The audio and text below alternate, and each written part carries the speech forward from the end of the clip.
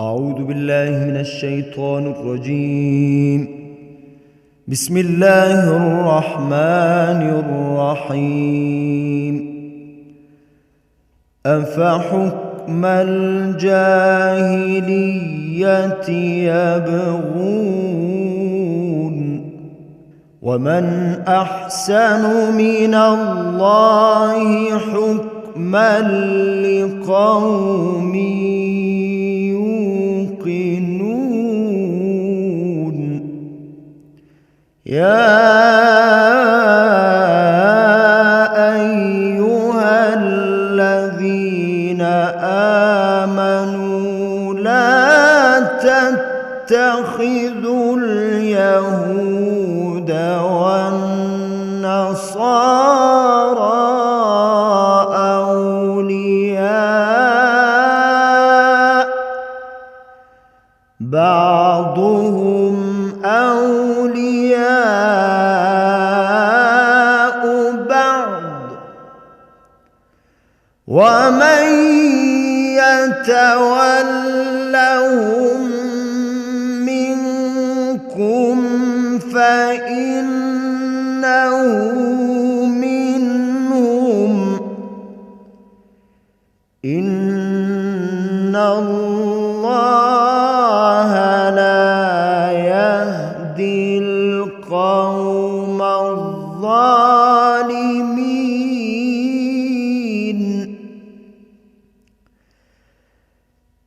فترى الذين في قلوبهم مرض يسارعون فيهم يقولون نخشى أن تصيبنا دائرة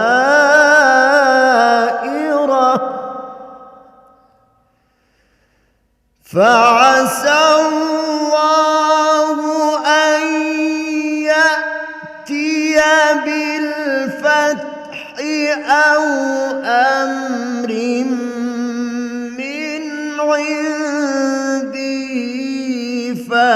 فيصبحوا على ما أسروا في أنفسهم نادمين.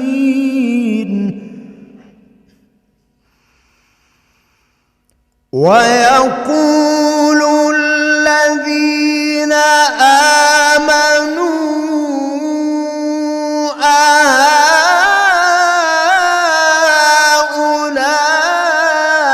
أهؤلاء الذين أقسموا بالله جهد أيمانهم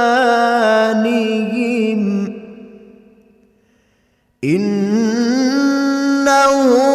لمعكم حبطت أعمالهم فأصبحوا خاسرين.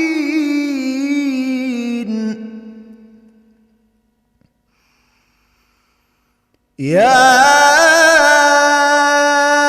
أيها الذين آمنوا من يرتد منكم عن دينه فسوف يأتي الله بقوم يحبهم ويحبونه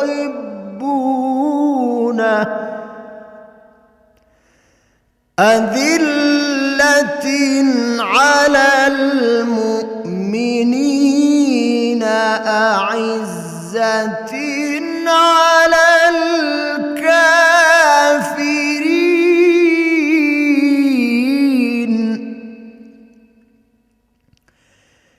يجاهدون في سبيل الله ولا يخافون يخافون لومة لائم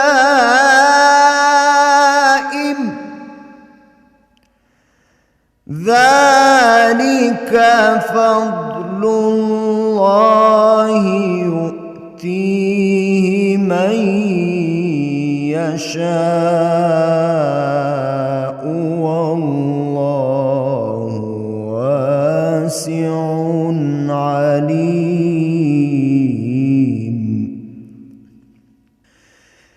إنما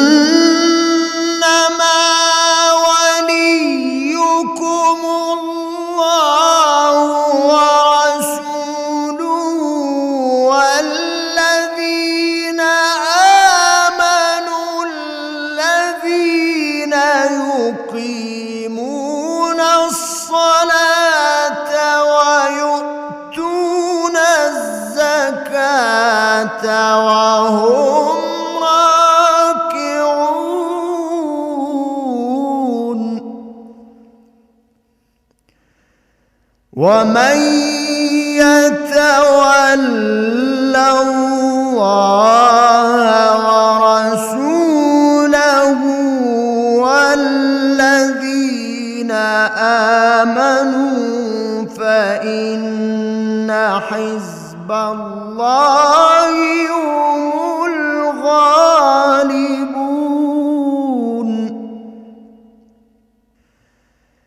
يا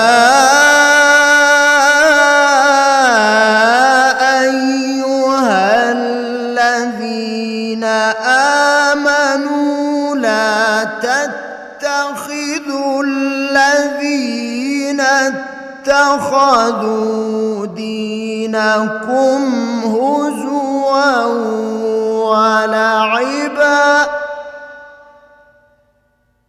اتخذوا دينكم هزوا ولعبا من الذين أوتوا الكتاب من قبلكم والكفار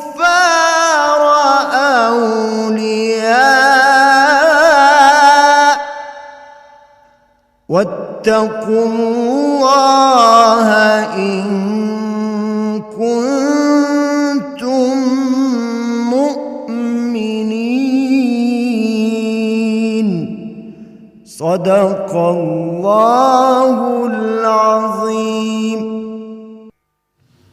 शुरू अल्लाह के नाम से जो बड़ा मेहरबान निहायत रहम वाला है। क्या ये ज़माना जाहिलियत के हुक्म के ख्वाहिशमंद हैं और जो यकीन रखते हैं उनके लिए अल्लाह से अच्छा हुक्म किसका है। ए ईमान वालो, यहूद और नसारा को दोस्त न बनाओ, ये एक दूसरे के दोस्त हैं और जो शख्स तुम में से इनको दोस्त बनाएगा वो भी इन्हीं में से होगा। बेशक अल्लाह जालिम लोगों को हिदायत नहीं देता। तो जिन लोगों के दिलों में मर्ज है तुम उनको देखोगे कि उनमें दौड़ दौड़ के मिले जाते हैं, कहते हैं कि हमें खौफ है कि कहीं हम पर ज़माने की गर्दिश ना आ जाए। सो करीब है कि अल्लाह फतह भेजे या अपने हाथ से कोई और अम्र। फिर ये अपने दिल की बातों पर जो छुपाया करते थे पशेमान होकर रह जाएंगे और मुसलमान कहेंगे कि क्या ये वही हैं जो अल्लाह की सख्त सख्त कस्में खाया करते थे कि हम तुम्हारे साथ हैं। इनके अमल अकारत गए और वो खसारे में पड़ गए। ए ईमान वालो, अगर कोई तुम में से अपने दीन से फिर जाएगा तो अल्लाह ऐसे लोग पैदा कर देगा जिनको वो दोस्त रखे और जिसे वो दोस्त रखें, और जो मोमिनों के हक में नरमी करें और काफिरों से सख्ती से पेश आएं, अल्लाह की राह में जिहाद करें और किसी मलामत करने वाले की मलामत से न डरें। ये अल्लाह का फजल है, वो जिसे चाहता है देता है और अल्लाह बड़ी कशाइश वाला जानने वाला है। तुम्हारे दोस्त तो अल्लाह और उसके पैगंबर और मोमिन लोग ही हैं जो नमाज पढ़ते और ज़कात देते और झुकते हैं। और जो शख्स अल्लाह और उसके पैगंबर और मोमिनों से दोस्ती करेगा तो अल्लाह की जमात ही गलबा पाने वाली है। ए ईमान वालो, جن لوگوں کو تم سے پہلے کتابیں دی گئی تھیں ان کو اور کافروں کو جنہوں نے تمہارے دین کو ہنسی اور کھیل بنا رکھا ہے دوست نہ بناؤ، اور مومن ہو تو اللہ سے ڈرتے رہو۔ وآخر دعوانا ان الحمد للہ رب العالمین۔ سامعین، آج ہم نے پارہ نمبر 6 میں سورہ المائدہ کی آیات مبارکہ 50 تا 57 کی تلاوت و ترجمہ سننے کی سعادت حاصل کی۔ تلاوت کلام حق کا شرف حاصل کر رہے تھے قاری عبد الوہاب۔ دعا ہے کہ اللہ تعالی ہمیں تلاوت قرآن اور اس کی تعلیمات کو سمجھ کر ان پر عمل کرنے کی توفیق عطا فرمائے۔ ہدیہ درود و سلام بحضور سرور کائنات صلی اللہ علیہ وآلہ وسلم۔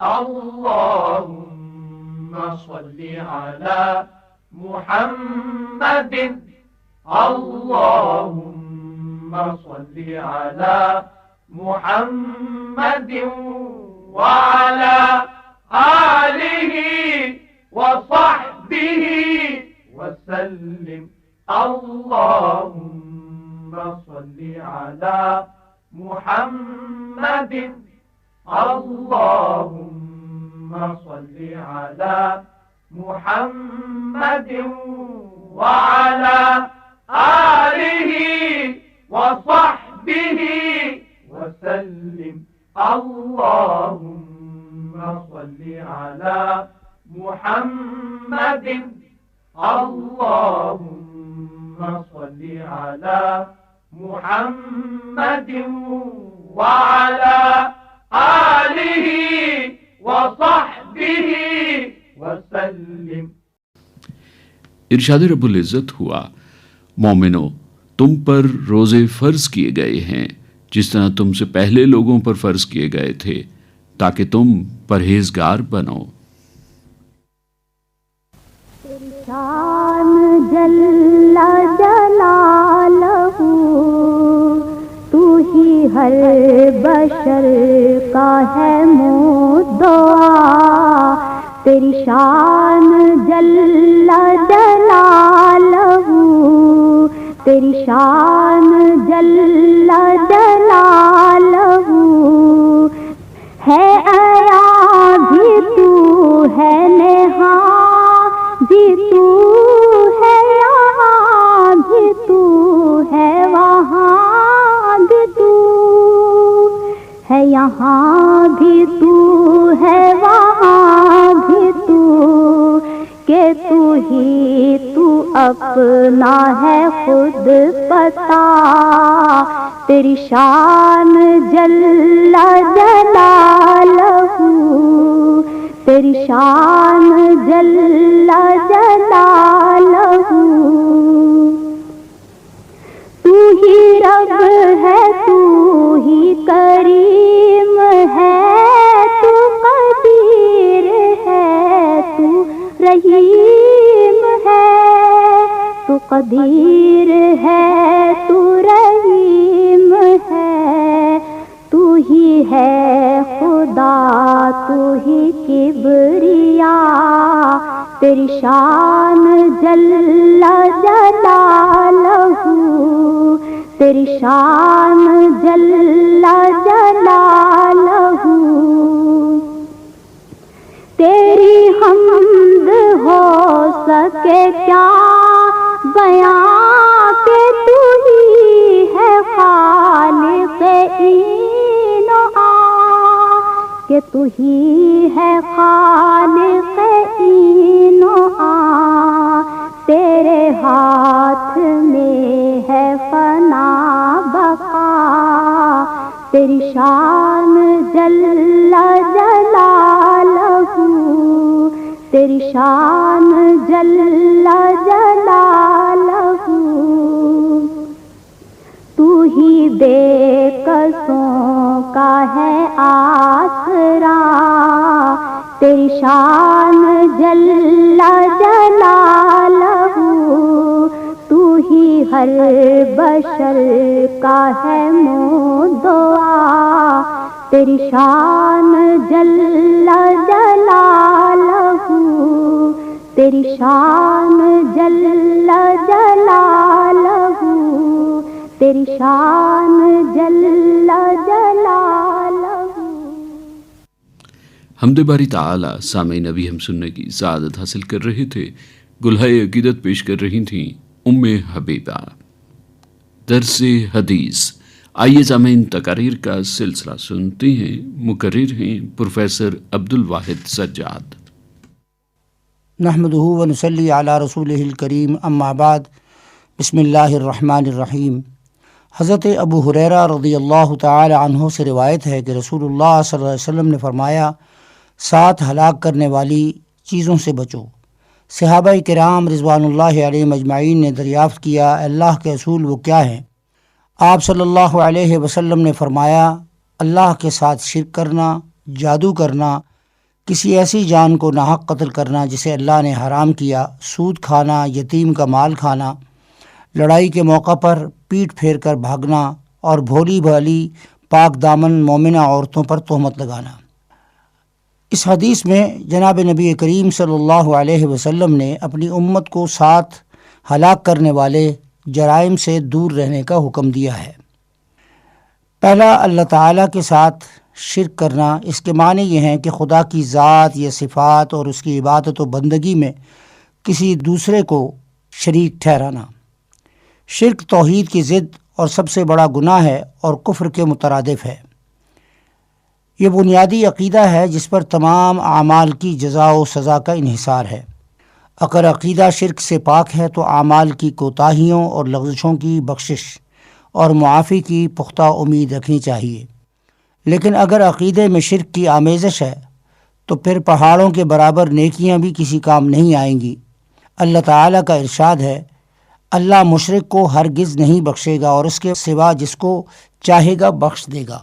ان اللہ لا یغفر ان یشرک بہ ویغفر ما دون ذلک لمن یشاء. نبی کریم نے جادو کا شمار مہلک اور کبیرہ گناہوں میں کیا ہے جو افراد ہی نہیں اقوام کو بھی ہلاک کر دیتا ہے اور آخرت سے پہلے دنیا میں تباہی لاتا ہے. قرآن کریم نے جادوگروں کے شر سے پناہ مانگنے کی تعلیم دی. اسلام نے جادو سیکھنے یا جادوگروں کے پاس کسی مرض کے علاج یا کسی مشکل کو حل کرنے کے لیے جانے کو بھی حرام قرار دیا ہے. رسول اللہ صلی اللہ علیہ وسلم نے ارشاد فرمایا وہ شخص ہم میں سے نہیں جو برا شگون لے یا جس کے لیے برا شگون لیا جائے یا جس کے لیے کہانت کی جائے یا جادو کرے یا جادو کرائے. نہ کسی کو قتل کرنے کے بارے میں اللہ کا ارشاد ہے وَلَا تَقْتُلُوا النَّفْسَ الَّتِي حَرَّمَ اللَّهُ إِلَّا بِالْحَقِّ. کسی ایسے شخص کو قتل نہ کرو جسے قتل کرنا اللہ نے حرام کر دیا ہو بجوز اس کے کہ حق کا معاملہ ہو. اسلام نے ایک انسان کے قتل کو پوری انسانیت کے قتل سے تعبیر کیا. اللہ کا ارشاد ہے جس نے کسی کو قتل کیا بغیر اس کے کہ اس نے کسی کو قتل کیا ہو یا زمین میں فساد برپا کیا ہو اس نے گویا پوری انسانیت کو قتل کر دیا. سود کے متعلق ارشاد باری تعالی ہے اے ایمان والو اللہ سے ڈرو اور جو سود تمہارا باقی رہ گیا ہے اسے چھوڑ دو اگر واقعی تم مومن ہو. لیکن اگر تم نے ایسا نہیں کیا تو خبردار ہو جاؤ کہ اللہ اور اس کے رسول کی طرف سے اعلان جنگ ہے. اگر تم توبہ کر لو تو اصل زر لینے کا تمہیں حق ہے، نہ تم ظلم کرو اور نہ تم پر ظلم کیا جائے. رسول اکرم صلی اللہ علیہ وسلم نے سود اور سود خور دونوں کے خلاف اعلان جنگ کیا اور واضح طور پر فرمایا کہ سود سماج کے لیے نہایت خطرناک چیز ہے. نبی کریم صلی اللہ علیہ وسلم کا ارشاد ہے کہ اللہ نے سود کھانے والے، کھلانے والے، گواہ بننے والے اور کاتب یعنی لکھنے والے سب پر لعنت فرمائی ہے. اسلام میں کسی کا مال ناحق اور ناجائز طور پر کھانا بھی حرام ہے. اور یتیم کے بارے میں تو اللہ کا ارشاد ہے بے شک وہ لوگ جو ناجائز طریقوں سے یتیم کا مال کھاتے ہیں تو وہ یقیناً اپنے پیٹوں میں جہنم کی آگ ڈال رہے ہیں اور عنقریب وہ بھڑکتی ہوئی آگ میں داخل ہوں گے. یتیم کا مال کھانے سے خاص طور پر بچنے کی تاکید کی گئی کہ اس کے قریب بھی نہ جاؤ کیونکہ یتیم کا مال ناحق کھانا جہنم کی آگ کھانے کے مترادف ہے. قرآن مجید میں اللہ تبارک و تعالی کا ارشاد ہے کہ یہ تجھ سے یتیموں کے بارے میں پوچھتے ہیں، ان سے کہہ دیجئے کہ ان کی اصلاح کرنی بہتر ہے. اگر تم کو ان کے خرچ میں اپنے ساتھ ملانے کا معاملہ ہے تو وہ تمہارے ہی بھائی ہیں اور اللہ جانتا ہے خرابی کرنے والا کون ہے اور اصلاح کرنے والا کون. جہاد کے متعلق اللہ تبارک و تعالیٰ نے ارشاد فرمایا کہ اگر تم نے کوچ نہ کیا تو تمہیں اللہ تعالیٰ دردناک سزا دے گا اور تمہارے سوا اور لوگوں کو بدل کر لے آئے گا. تم اللہ تعالیٰ کو کوئی نقصان نہیں پہنچا سکتے اور اللہ ہر چیز پر قادر ہے. اللہ تعالیٰ کا فرمان ہے تم پر جہاد فرض کیا گیا، وہ تمہارے لیے ناگوار ہے، اور کچھ تعجب نہیں کہ تم کسی چیز کو ناگوار سمجھو حالانکہ وہ تمہارے لیے بہتر ہو، اور شاید تم کسی چیز کو پسند کرو حالانکہ وہ تمہارے لیے بری ہو، اور اللہ جانتا ہے اور تم نہیں جانتے. حضرت ابو ذر غفاری رضی اللہ تعالی عنہ بیان فرماتے ہیں کہ میں نے پوچھا اے اللہ کے رسول کون سا عمل افضل ہے؟ آپ نے فرمایا اللہ پر ایمان لانا اور اس کے راستے میں جہاد کرنا. آخری جو چیز ہے وہ یہ ہے کہ ایماندار اور مومنہ عورت پر الزام لگانے کے بارے میں اللہ تعالیٰ اپنے کلام پاک میں ارشاد فرماتے ہیں جو لوگ پاک دامن بھولی بھالی با ایمان عورتوں پر تہمت لگاتے ہیں وہ دنیا اور آخرت میں ملعون ہیں، یعنی اللہ کی رحمت سے محروم ہیں، اور ان کے لیے بڑا بھاری عذاب ہے. حضرت ابو ذر سے روایت ہے کہ میں نے رسول اللہ صلی اللہ علیہ وسلم کو فرماتے ہوئے سنا جو شخص اپنے مملوک یعنی غلام اور باندی پر بدکاری کی تہمت لگائے تو قیامت والے دن اس مالک پر حد قائم کی جائے گی مگر یہ کہ وہ مملوک ایسی ہی ہو جیسے اس نے کہا. یہ سارے کبیرہ گناہ ہیں، تاہم ان میں شرک سب سے بڑا گناہ ہے کیونکہ وہ کبھی معاف نہیں ہوگا اور مشرک ہمیشہ جہنم میں رہے گا. اس کے برعکس دوسرے کبیرہ گناہ اگر اللہ چاہے گا تو معاف فرما دے گا. بصورت دیگر اس کے مرتکب کو جہنم کی سزا بھگتنی پڑے گی، لیکن اس سزا کے بعد اسے جہنم سے نکال کر جنت میں داخل کر دیا جائے گا اگر وہ مومن ہوگا. اللہ تبارک و تعالی ہم سب کو ان تمام کبیرہ گناہوں سے محفوظ فرمائے اور صغیرہ سے بچنے کی توفیق عطا فرمائے. آمین یا رب العالمین. درس حدیث تقاریر کا سلسلہ سامعین ابھی ہم سن رہے تھے جس میں آج ہم نے پروفیسر عبد الواحد سجاد کی گفتگو سنی. سامعین، روزہ ایک ایسی عبادت ہے کہ جس کے بارے میں سرکار دو عالم صلی اللہ علیہ وآلہ وسلم کا ارشاد مبارک ہے کہ اللہ تعالیٰ فرماتا ہے روزہ میرے لیے ہے اور اس کا اجر بھی میں خود ہی دیتا ہوں. صلی اللہ علیہ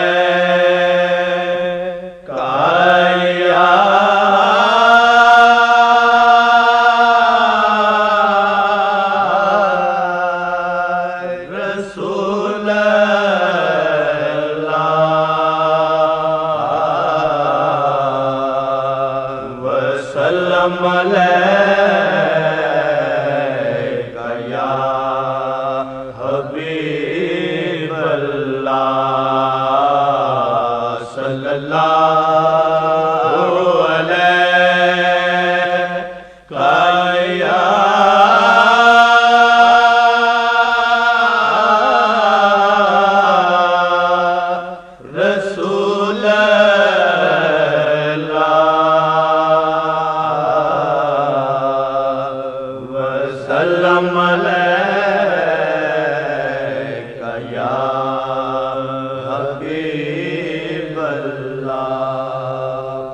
دنیا ہے ایک دشت تو گلزار آپ ہیں. دنیا ہے ایک دشت تو گلزار آپ ہیں. اس تیرگی میں مت لائے انوار آپ ہیں. دنیا ہے ایک دشت تو گلزار آپ ہیں. یہ بھی ہے سچ کہ آپ کی گفتار ہے جمیل. یہ بھی ہے سچ کہ آپ کی گفتار ہے جمیل. یہ بھی ہے حق کے صاحب کردار آپ ہیں، یہ بھی ہے حق کے صاحب کردار آپ ہیں۔ اس تیرگی میں مت لائے انوار آپ ہیں، دنیا ہے ایک دشت تو گلزار آپ ہیں، ہو لاکھ آفتاب قیامت کی دھوپ تیز، ہو لاکھ آفتاب قیامت کی دھوپ تیز، میرے لیے تو سایہ دیوار آپ ہیں، میرے لیے تو سایہ دیوار آپ ہیں۔ اس تیرگی میں مت لائے انوار آپ ہیں، دنیا ہے ایک دشت تو گلزار آپ ہیں، مجھ کو کسی سے حاجت چارہ گری نہیں، مجھ کو کسی سے حاجت چارہ گری نہیں، ہر غم مجھے عزیز کہ غم خوار آپ ہیں، ہر غم مجھے عزیز کہ غم خوار آپ ہیں، اس تیرگی میں مت لائے انوار آپ ہیں، دنیا ہے ایک دشت تو گلزار آپ ہیں، صلی اللہ علیہ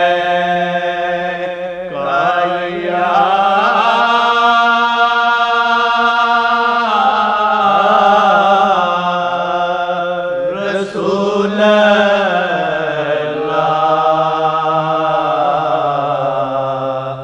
وسلم علیہ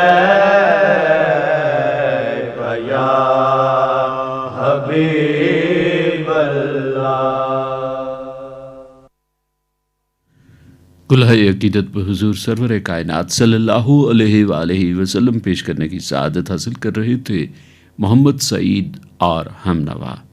یہ نعتیہ کلام احمد ندیم قاسمی کا تھا۔ روشنی، آئیے سامعین اعلیٰ اخلاقی قدروں پر مبنی سلسلہ سنتے ہیں۔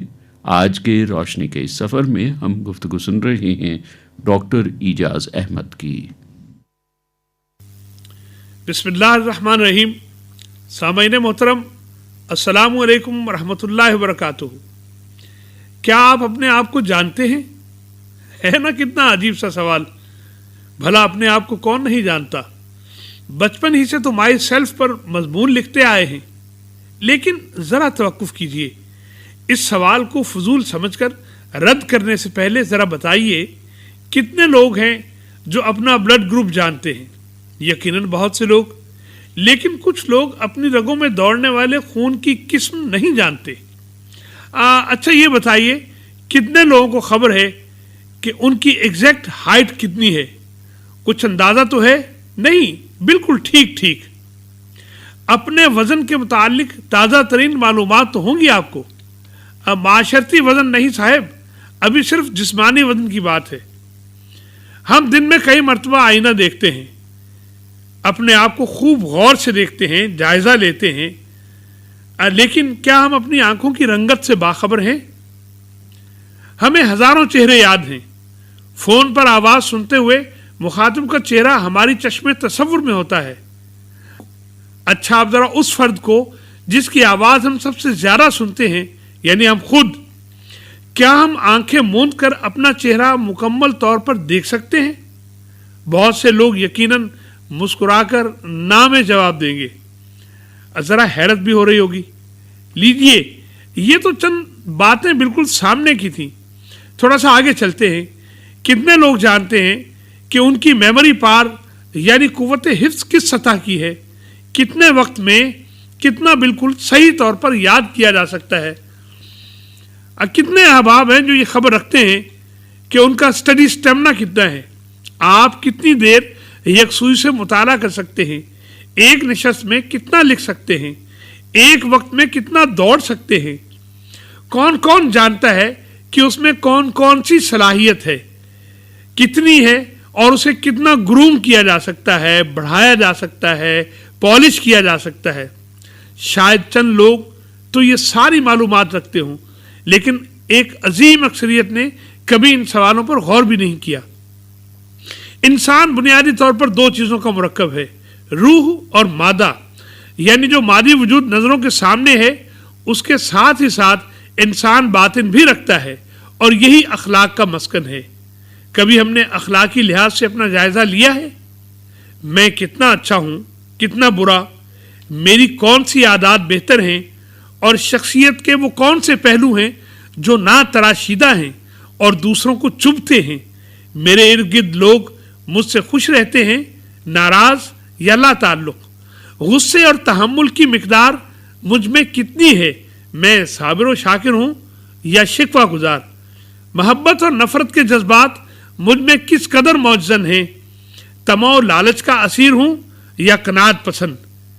کیا میں اچھی خصوصیات اور اعلیٰ اخلاقی اقدار کی قدر و منزلت جانتا ہوں اور انہیں اپنانے کی کوشش کرتا ہوں یا نظر انداز کرتا ہوں؟ موقع پرست ہوں یا دوسروں کا خیال رکھنے والا؟ میرٹ کو پسند کرتا ہوں یا کندھا مار کر آگے بڑھ جانے پر یقین رکھتا ہوں؟ لوگوں سے محبت کرتا ہوں یا اسیر ذات ہوں؟ اس طرح کے ہزاروں سوالات ہیں جو اپنے آپ سے کیے جا سکتے ہیں۔ کتنی حیرت کی بات ہے، ہم اپنے سے زیادہ دوسروں کے متعلق معلومات رکھتے ہیں۔ بسا اوقات دلچسپی کی بنا پر ہم لوگوں کے بارے میں معلومات جمع کرتے ہیں، جیسے سٹارز وغیرہ۔ بعض اوقات جذبہ تجسس قرید پر آمادہ کرتا ہے جس کی سخت ممانعت ہے۔ کیا بہتر نہیں کہ ہم اپنے بارے میں جاننا شروع کر دیں، اپنے متعلق معلومات اکٹھی کر لیں؟ حضرت اقبال رحمۃ اللہ علیہ نے کہا تھا، اپنے من میں ڈوب کر پاجا سراغ زندگی، تو اگر میرا نہیں بنتا نہ بن، اپنا تو بن۔ زندگی کے اسرار و رموز جاننے کے لیے، حقیقی زندگی گزارنے کے لیے اور اپنا بننے کے لیے اپنی خبر ہونا ضروری ہے۔ ذات کے سفر پر نکلنے والے یوں سمجھیے کائنات کے سفر پر نکلتے ہیں، کیونکہ مین از بن یونیورس۔ اس بہت بڑے جہان میں آدمی جہان اصغر ہے۔ یہ سفر جہاں ختم ہوتا ہے وہاں ایک لامحدود روشنی ہے۔ یہ روشنی ہر شے کی ماہیت کو خوب واضح کرتی ہے، حقیقت شناس بناتی ہے۔ دیکھیے، من عرف نفسہ فقد عرف ربہ، جو عرفان نفس حاصل کر لیتا ہے، اپنے آپ کو پہچان لیتا ہے، اسے حقیقت کبریٰ تک رسائی نصیب ہوتی ہے۔ قوت غور و فکر، تجزیے کا زور اور نتائج کو مرتب کرنے کی صلاحیت، یہ سب کچھ اسی لیے عطا ہوا ہے۔ کسی نعمت کا غیر حقیقی استعمال کفران نعمت اور ظلم ہے۔ ہم میں سے اکثر اپنی ذات کے ساتھ اسی ظلم کا ارتکاب کرتے ہیں۔ ڈھونڈنے والا ستاروں کی گزرگاہوں کو اپنے افکار کی دنیا میں سفر کر نہ سکا، جس نے سورج کی شعاؤں کو گرفتار کیا، زندگی کی شب تاریک سحر کر نہ سکا۔ کیا ہمارا نصاب تعلیم نوجوانوں کو اس نہج پر سوچنے کے لیے کافی و شافی مواد فراہم کرتا ہے؟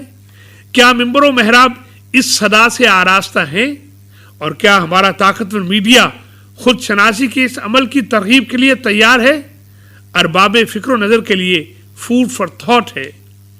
یا رب العزت، یا احسن الخالقین، ہمیں عرفان نفس سے بہرہ مند فرما اور ہمارے لیے خود شناسی سے خدا شناسی کے سفر کو آسان کر دے، آمین یا رب العالمین۔ روشنی، اعلیٰ اخلاقی قدروں پر مبنی سلسلہ سامعین ابھی ہم سن رہے تھے، جس میں آج ہم نے ڈاکٹر اعجاز احمد کی گفتگو سنی۔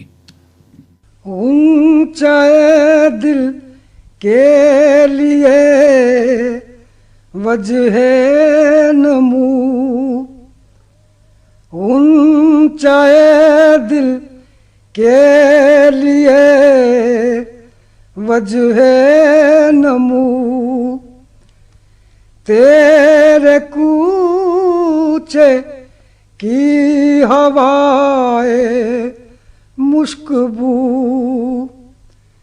تیرے کوچے کی ہوائے مشک بو، تیری خاک پا میری آنکھوں کا نور، تیری خاک پا میری آنکھوں کا نور، تیری آنکھوں کی حیا میرا وضو، تیری آنکھوں کی حیا میرا وضو،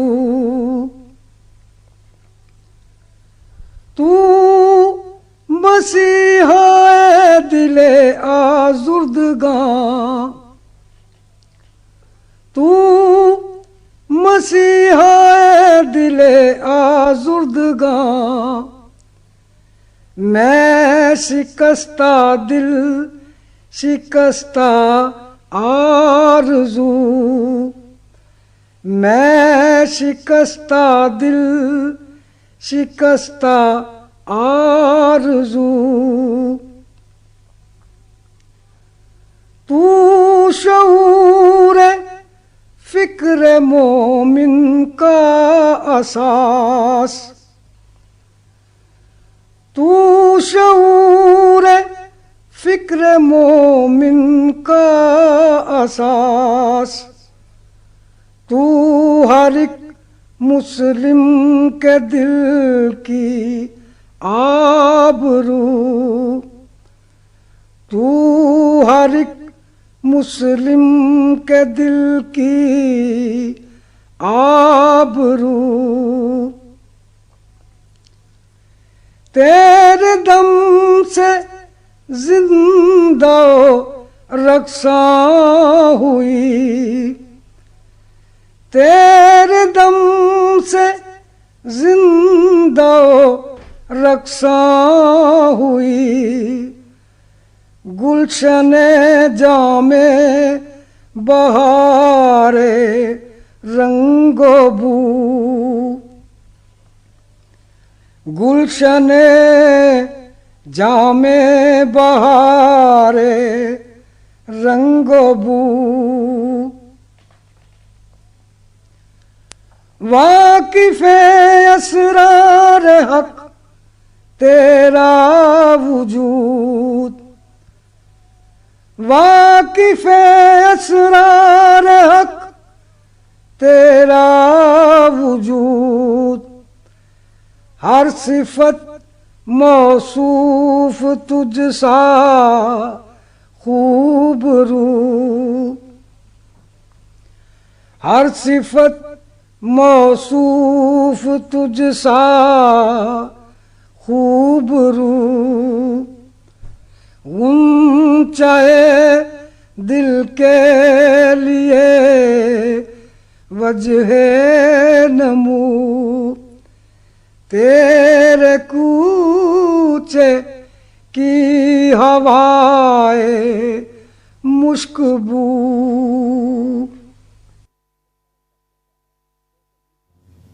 ہدیہ نعت پر حضور سرور کائنات صلی اللہ علیہ وآلہ وسلم پیش کرنے کی سعادت حاصل کر رہے تھے ڈاکٹر قاری محمد یونس۔ آپ نے پوچھا ہے، آئیے سامعین سلسلہ سنتے ہیں جس میں آپ کے دینی و سماجی مسائل کے حوالے سے پوچھے گئے سوالات کے جوابات قرآن و سنت کی روشنی میں دے رہی ہیں مولانا سلیم اللہ عبد الباقی خان۔ بسم اللہ الرحمن الرحیم، الحمد للہ وحدہ والصلاة والسلام علی من لا نبی بعدہ، اما بعد۔ یہ سوال جناب عارف سلطان بوٹا صاحب نے اٹک سے پوچھا ہے۔ وہ کہتے ہیں کہ میرے والد کا انتقال میری دادی کی زندگی میں ہوا تھا، جبکہ میرے تایا بھی بعد میں دادی کی زندگی میں ہی فوت ہوئے، اور تایا کی طرف سے دادی کو چھٹا حصہ وراثت میں ملا تھا، جو کہ بعد میں دادی کی وفات کے بعد پھوپھیوں کو ترکہ تقسیم کرتے ہوئے ہمیں بھی اس میں سے کچھ حصہ ملا، جبکہ شرعاً ہم وارث نہیں بنتے تھے، کیونکہ ہمارا والد تو دادی سے پہلے ہی فوت ہو چکا تھا، لہٰذا ہمارے حصے میں جو وراثت کی زمین آئی ہے اس کا کیا حکم ہے؟ جناب عارف سلطان صاحب، آپ کے والد صاحب چونکہ آپ کی دادی سے پہلے فوت ہو چکے تھے، لہٰذا شرعاً دادی کے ترکہ سے ان کا کوئی حصہ نہیں بنتا تھا، جبکہ آپ لوگوں سے زیادہ قریب ورثہ آپ کی پھوپھیاں زندہ تھی تو وہ ان کا حق بنتا تھا۔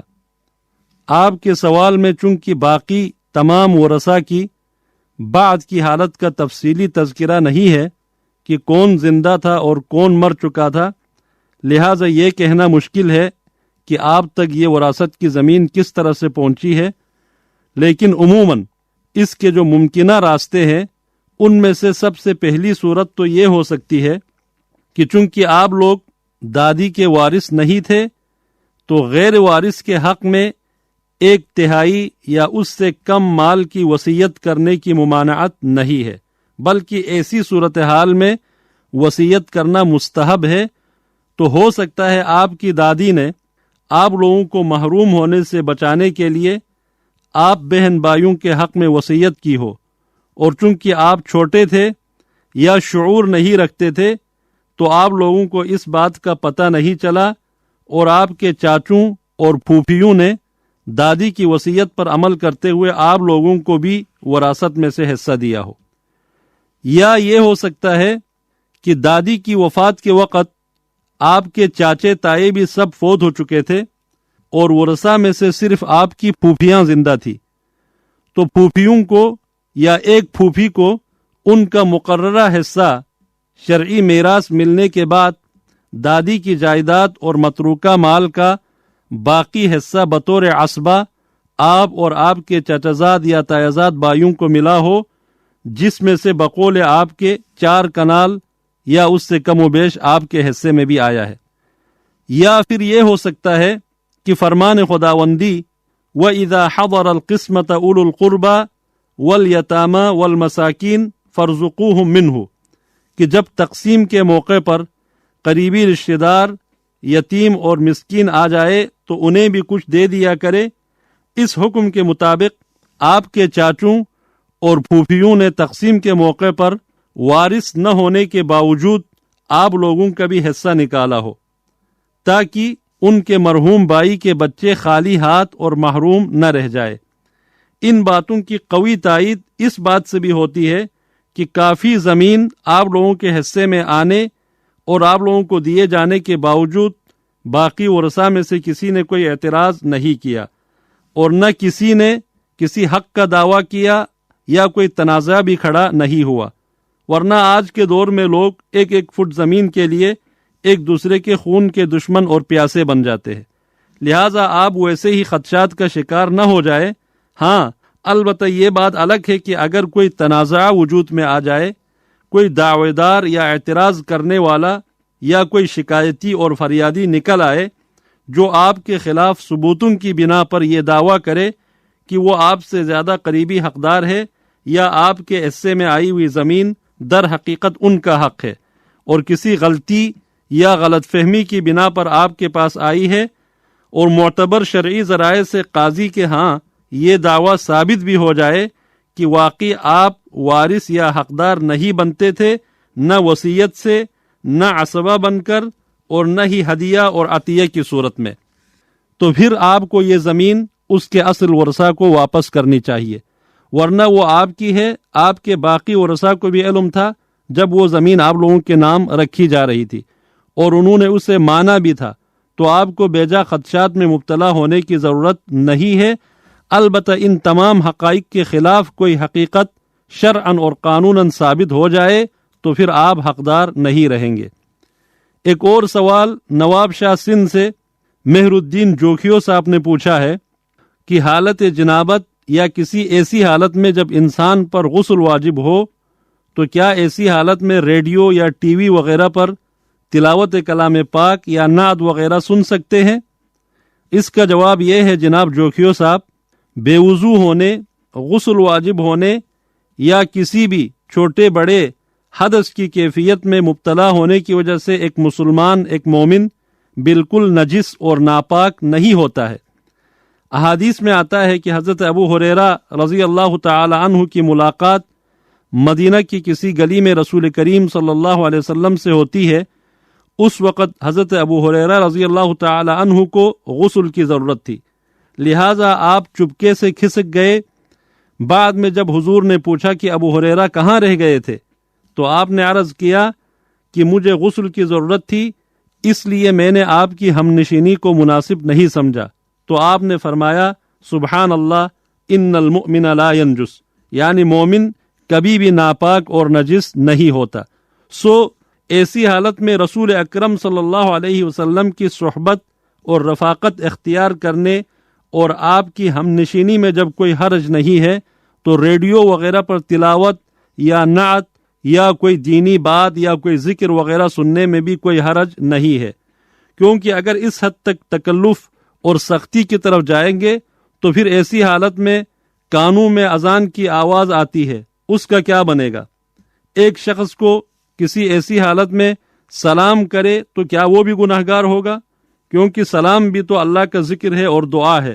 لہٰذا دین کے معاملات میں زیادہ تکلف، زیادہ مبالغہ آرائی اور زیادہ توہمات کا شکار نہیں ہونا چاہیے۔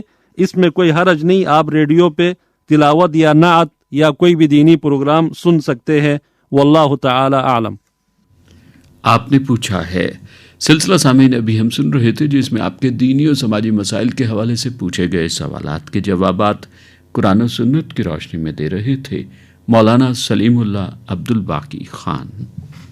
سامعین، آپ اپنے دینی اور سماجی مسائل کا حل جان سکتے ہیں۔ اس کے لیے آپ اپنے سوالات بذریعہ خط ہم تک پہنچائیے، اور خط لکھنے کے لیے ہمارا پتہ نوٹ کر لیجئے۔ انچارج پروگرام حیا علی الفلاح، معرفت اسٹیشن ڈائریکٹر، ریڈیو پاکستان، اسلام آباد۔ قرآن حکیم اور ہماری زندگی۔ آئیے سامعین سلسلہ سنتے ہیں جس میں آج ہم سورہ انفال کی آیات مبارکہ 47 اور 48 میں بیان مضامین کے حوالے سے حافظ محمود اختر کی گفتگو سن رہے ہیں۔ اعوذ باللہ من الشیطان الرجیم، بسم اللہ الرحمن الرحیم۔ ولا تكونوا كالذين خرجوا من ديارهم بطرا ورئاء الناس ويصدون عن سبيل الله والله بما يعملون محيط۔ وإذ زين لهم الشيطان أعمالهم وقال لا غالب لكم اليوم من الناس وإني جار لكم فلما تراءت الفئتان نكص على عقبيه وقال إني بريء منكم إني أرى ما لا ترون إني أخاف الله والله شديد العقاب۔ صدق اللہ العظیم۔ ان آیات مبارکہ کا ترجمہ اس طرح سے ہے، اور ان لوگوں جیسے نہ ہو جانا جو اتراتے ہوئے یعنی حق کا مقابلہ کرنے کے لیے اور لوگوں کو دکھانے کے لیے اپنے گھروں سے نکل آئے اور لوگوں کو اللہ کی راہ سے روکتے ہیں، اور جو اعمال یہ کرتے ہیں اللہ ان پر احاطہ کیے ہوئے ہے۔ اور جب شیطانوں نے ان کے اعمال ان کو آراستہ کر کے دکھائے اور کہا کہ آج ان لوگوں میں کوئی تم پر غالب نہ ہوگا اور میں تمہارا رفیق ہوں گا۔ لیکن جب دونوں فوجیں ایک دوسرے کے مقابل صف آرا ہوئیں تو شیطان پسپا ہو کر چل دیا اور کہنے لگا کہ مجھے تم سے کوئی واسطہ نہیں، میں تو ایسی چیز دیکھ رہا ہوں جو تم نہیں دیکھ سکتے، مجھے تو اللہ سے ڈر لگتا ہے اور اللہ سخت عذاب دینے والا ہے۔ سامعین محترم، آپ نے اس وقت سورۃ الانفال کی آیات 47 اور 48 کی تلاوت اور ان کا ترجمہ سماعت فرمایا۔ ہماری آج کی زیر مطالعہ آیات کا تعلق غزوہ بدر میں مشرکین مکہ کے اسلام کے خلاف جوش و خروش سے ہے۔ مکہ کے لوگوں میں طبعی طور پر یہ خاصیت موجود تھی کہ وہ اپنی بہادری اور جرأت پر بڑا فخر کرتے تھے۔ وہ بہادری کے جوہر دکھانے کے لیے بڑے بیتاب ہوتے۔ مسلمان دیکھتے ہی دیکھتے ان کی تمام پرتشدد کوششوں کے باوجود ایک قوت بن گئے۔ ان کے سامنے ان کے سروں میں مٹی ڈالتے ہوئے رسول اللہ صلی اللہ علیہ وسلم بحفاظت مدینہ تشریف لے گئے۔ وہ مسلمانوں کو ہجرت سے نہ روک سکے۔ ان سب سے بڑھ کر تمام مسلمان مدینہ میں عزت و وقار سے آباد ہو گئے۔ نبی کریم صلی اللہ علیہ وسلم نے مدینہ میں ریاست قائم کر لی اور اس کے آپ سربراہ بن گئے۔ مشرکین مکہ نے مدینہ والوں سے کہا کہ وہ مسلمانوں کو مدینہ سے نکال دیں، لیکن انہوں نے مکہ والوں کی بات پر کوئی توجہ نہ دی۔ ان حالات میں ابو سفیان کی قیادت میں ایک بڑا تجارتی قافلہ شام گیا ہوا تھا اور ان کا پروگرام یہ تھا کہ اس تجارتی قافلے سے حاصل ہونے والے نفع سے مسلمانوں کے خلاف فوج کشی کی جائے گی۔ ابو سفیان مکہ کے لوگوں کو اشتعال دلانے کے لیے اپنے قافلے سے آگے آگے ایک شخص کو یہ پیغام دے کر مکہ بھیجا کہ ان کے قافلے کو مدینہ کے پاس سے گزرتے ہوئے مسلمانوں سے خطرہ ہے۔ اس شخص نے مکہ والوں کو مسلمانوں کے خلاف جوش دلانے کے لیے ایسا نقشہ پیدا کر دیا کہ گویا مسلمان ان کا قافلہ لوٹنے کے لیے آ رہے ہیں۔ اس سارے ماحول نے مکہ والوں میں مسلمانوں کے خلاف انتقام کی آگ بھڑکا دی۔ سورۃ الانفال کی آیت نمبر 47 میں مکہ والوں کی اس وقت کی کیفیت بیان کی گئی ہے کہ یہ لوگ پورے غرور اور تکبر کے ساتھ گھروں سے نکلے۔ وہ ایک دوسرے سے بڑھ کر بہادری کے جوہر دکھانے کے لیے پرجوش تھے اور ارادہ یہ تھا کہ مدینہ والوں کی اینٹ سے اینٹ بجا دیں گے۔ مسلمانوں سے جنگ کرنے کے لیے مکہ سے روانگی کے وقت اہل مکہ کے احساسات کے بارے میں سورۃ الانفال کی آیت نمبر 47 میں ان کی ایک ذہنی کیفیت کے بارے میں باتارن کا لفظ استعمال ہوا ہے۔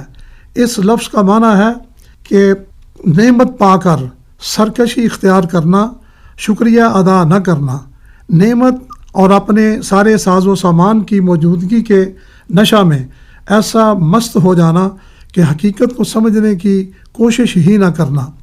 مکہ والوں کی ذہنی کیفیت کے اظہار کے لیے اس آیت مبارکہ میں دوسرا لفظ رعاء الناس استعمال ہوا ہے، یعنی اپنی خوبی کا لوگوں کے سامنے خوب اظہار کرنا کہ لوگ اس کی تعریف و توصیف کے قائل ہو جائیں۔ اس لفظ میں یہ مفہوم بھی شامل ہے کہ اپنی خوبی کے چرچا کے ساتھ اپنی کمزوری کو ظاہر نہ ہونے دینا۔ یہ لوگ اپنی بہادری، خطرات مول لینے، دشمن کے مقابلے میں جرأت دکھانے کے جذبے کے ساتھ ساتھ اپنے ساز و سامان پر انتہا درجے کا اعتماد لے کر نکلے۔ ان کے اس سفر کا مقصد یہ بیان کیا گیا ہے کہ وَيَصُدُّونَ عَنْ سَبِيلِ اللَّهِ، یعنی لوگوں کو اللہ کے پیغام کو قبول کرنے سے روکنا۔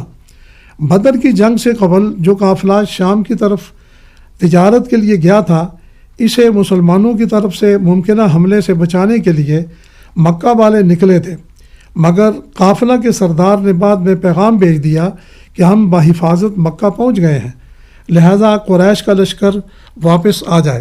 لیکن ابو جہل نے بڑے جوشیلے انداز سے کہا کہ ہم کسی صورت بھی واپس نہیں جائیں گے، بدر کے میدان میں پہنچ کر جشن منائیں گے تاکہ مسلمانوں پر ہماری دھاک بیٹھے، ہمارے جوش و جذبے کا انہیں اندازہ ہو جائے۔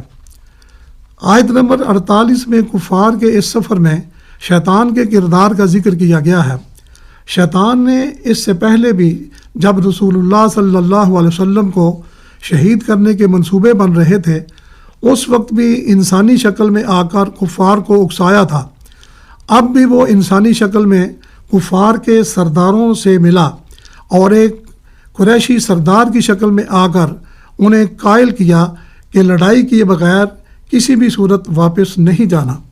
اس نے قریش کو اس خوش فہمی میں مبتلا کیا کہ مسلمانوں کی قلت اور تمہاری کثرت میں کوئی تم پر غالب نہیں آ سکتا۔ قریشی سردار کی شکل میں ان سے کہا کہ میں تمہارا مددگار ہوں گا۔ بدر کے اس موقع کی مناسبت سے ہمارے لیے رہنمائی موجود ہے کہ ایک طرف شیطانی قوتیں اپنے وسائل اور اسلام دشمنی کے نشہ میں مست تھیں، اور دوسری طرف نبی کریم صلی اللہ علیہ وسلم عریش میں اپنے رب کے سامنے سجدہ میں پڑے دعائیں فرما رہے تھے کہ اے اللہ، آپ نے ہی ان بے سر و سامان بندوں کی مدد کرنی ہے۔ اگر آج آپ نے ان کی مدد نہ کی تو قیامت تک آپ کا کوئی بھی نام لیوا باقی نہیں رہے گا۔ گویا آپ کی امت کو بھی اپنے موجودہ وسائل استعمال کر کے اپنی قوت ایمانی، اپنے مشن کی صداقت کا یقین اور اللہ کی مدد کے کامل بھروسے کے ساتھ زندگی گزارنے کا اصول موجود ہے۔ آیت نمبر 48 میں میدان بدر کا نقشہ اس طرح پیش کیا گیا ہے کہ مشرکین مکہ کو اللہ نے مسلمانوں کی تعداد بڑھا کر دکھائی۔ ان کے دلوں میں رعب پیدا ہو گیا کہ اس قدر مسلمان کہاں سے آ گئے۔ ادھر شیطان کو بھی اللہ نے فرشتے دکھائے جو مسلمانوں کی مدد کے لیے آ چکے تھے۔ شیطان انہیں دیکھ کر الٹے پاؤں بھاگا۔ اللہ نے 1000 فرشتے مسلمانوں کی مدد کو بھیجے، ان میں جبریل اور میکائیل بھی تھے۔ انہیں دیکھ کر شیطان یہ کہتے ہوئے بھاگا کہ اے اہل مکہ، میں تم سے علیحدگی کا اعلان کرتا ہوں، کیونکہ بے شک میں وہ لشکر دیکھ رہا ہوں جو تمہیں نظر نہیں آ رہے۔ شیطان نے اس موقع پر کہا انی اخاف اللہ، میں اللہ سے خوف کھاتا ہوں۔ اس خوف کا معنی اللہ سے ڈر کر سیدھی راہ پر آنے کا اشارہ نہیں، بلکہ اسے اس بات کا خوف تھا کہ اللہ نے مومنوں سے جو وعدہ کر رکھا ہے کہ وہ ان کی ضرور مدد کرے گا اور مومن ہی کامیاب و کامران ہوں گے۔ شیطان کو اللہ کے اس وعدے کے پورے ہونے کا خوف تھا۔ اسے اس بات کا بھی خوف تھا کہ کہیں میں بھی فرشتوں کے ہاتھوں مارا نہ جاؤں۔ اسے یہ خوف بھی تھا کہ کہیں جبریل اس کا بھانڈا نہ پھوڑ دیں اور لوگوں کے سامنے لا کر انہیں بتا دیں کہ یہ مکی سردار نہیں بلکہ شیطان ہے۔ اس سارے نقشے میں مسلمانوں کے لیے رہنمائی موجود ہے کہ وہ اس بات کا خیال رکھیں کہ اشتعال کی صورتحال پیدا کرنے میں کہیں شیطانی قوتوں کا تو کوئی عمل دخل نہیں ہے، وہ کسی کے اشتعال انگیز کردار سے متاثر نہ ہوں، اپنے مشن کی صداقت پر یقین پیدا کریں، متحد رہیں اور اپنے اللہ کے ساتھ اپنا تعلق مضبوط کریں۔ اللہ سے دعا ہے کہ وہ ہمیں حقائق کو اصل شکل میں جاننے اور اس پر عمل کرنے کی توفیق عطا فرمائے، آمین۔ وآخر دعوانا ان الحمد للہ رب العالمین۔ قرآن حکیم اور ہماری زندگی سلسلہ سامعین ابھی ہم سن رہے تھے، جس میں آج ہم نے سورہ انفال کی آیات مبارکہ 47 اور 48 میں بیان مضامین کے حوالے سے حافظ محمود اختر کی گفتگو سنی۔ ہے روح ساز درخشاں میرے ترانے میں، حقیقتیں ہیں میرے دل کے ہر فسانے میں، حقیقتیں ہیں میرے دل کے ہر فسانے میں، کہاں وہ لطف ہے احوال غم سنانے میں، کہاں وہ لطف ہے احوال غم سنانے میں، جو لطف ملتا ہے ہر درد کو چھپانے میں، جو لطف ملتا ہے ہر درد کو چھپانے میں، نہ مٹ سکوں گا کہ دیوانہ محمد ہوں، نہ مٹ سکوں گا کہ دیوانہ محمد ہوں، لگا ہوا ہے زمانہ میرے مٹانے میں، لگا ہوا ہے زمانہ میرے مٹانے میں، اسی لیے میں بہاتا ہوں اشک شہ کے حضور، اسی لیے میں بہاتا ہوں اشک شہ کے حضور، کہ میرا حال کھلے گا اسی فسانے میں، کہ میرا حال کھلے گا اسی فسانے میں، ہزار کروٹیں بدلے نیا جہاں لیکن، ہزار کروٹیں بدلے نیا جہاں لیکن،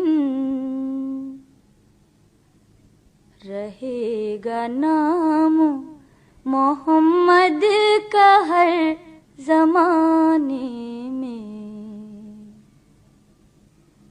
رہے گا نام محمد کا ہر زمانے میں، مقام سجدہ گزاری نصیب ہو جائے، مقام سجدہ گزاری نصیب ہو جائے، جبین شوق جو دھل جائے آستانے میں۔ کلہائے عقیدت بحضور سرور کونین صلی اللہ علیہ وآلہ وسلم پیش کرنے کی سعادت حاصل کر رہی تھیں صابرہ کاظمی۔ آئیے سامعین، پروگرام کے آخری گزرتے لمحات میں بارگاہ رب العزت میں دعا کے لیے ہاتھ پھیلائیں۔ بسم اللہ الرحمن الرحیم۔ اے ہمارے پروردگار، ہمارے حالات کو سنوار دے، ہماری مشکلات کو آسان فرما، ہماری الجھنوں کو سلجھا دے، ہماری معیشت کو استحکام عطا فرما، ہمارے کھیتوں کی پیداوار بڑھا، ہمیں ٹھنڈے اور میٹھے پانی کے ذخائر عطا فرما۔ الہی ہمارے ماحول کو آلودگیوں اور کثافتوں سے بچائے رکھ، ہمارے دلوں میں ہمدردی، باہمی احترام اور خیر سگالی کے جذبات ڈال دے، ہمیں ذاتی مفادات سے بچا کر اجتماعی خوشحالی نصیب فرما۔ الہی ہمارے معاشرے سے فرقہ واریت، دیرینہ چپقلش اور گریز کے اثرات دور فرما دے. الہی مشکلات میں ہمیں ثابت قدمی عنایت فرما اور ہمیں توفیق عنایت فرما کہ ہم آخری سانس تک مسلمان رہیں. آمین یا رب العالمین.